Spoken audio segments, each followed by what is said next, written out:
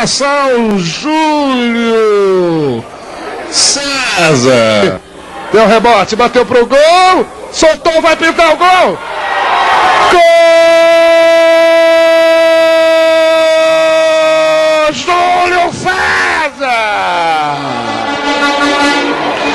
Vem pra fazer o segundo gol, artilheiro Júlio César! Ele vem pra fazer o segundo gol para a equipe do Mirassol. E o 10º. Tá lá na esquerda. Fez o drible na passagem, Nenê pro Júlio César, virou! Gol!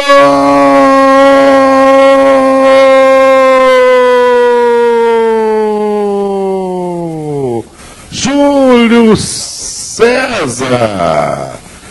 Redzinha, tava com vontade ali o cabelo. Vem pra cobrança no levantamento.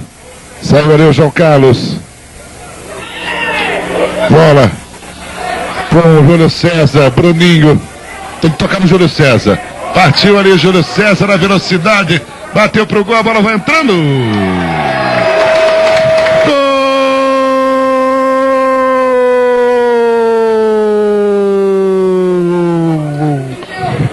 Júlio César, camisa número 9. Ele vem para fazer o gol. O terceiro para a equipe do Mirassol. Numa arrancada espetacular. Uma bola do Bruninho que tocou com consciência. Vem André. Já fica ali com o Júlio César. Bruninho jogou pro Regis.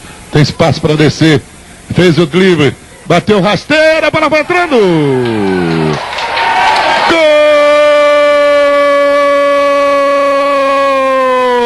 Júlio César. Boa jogada do Regis. E o Júlio César vem para fazer o gol de empate na marca. Bateu lá dentro, posição normal. Gol!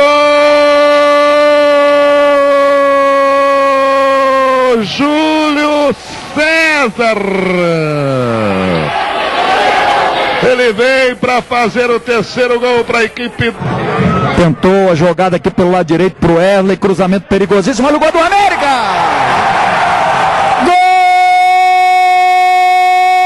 Gol! Uma jogada espetacular do camisa 19, Wesley. Fez o desvio, Gueguel.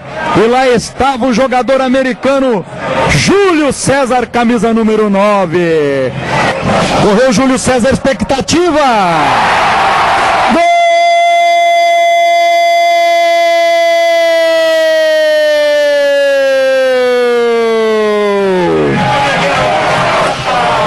Explode de alegria e emoção o torcedor rubro no Teixeirão.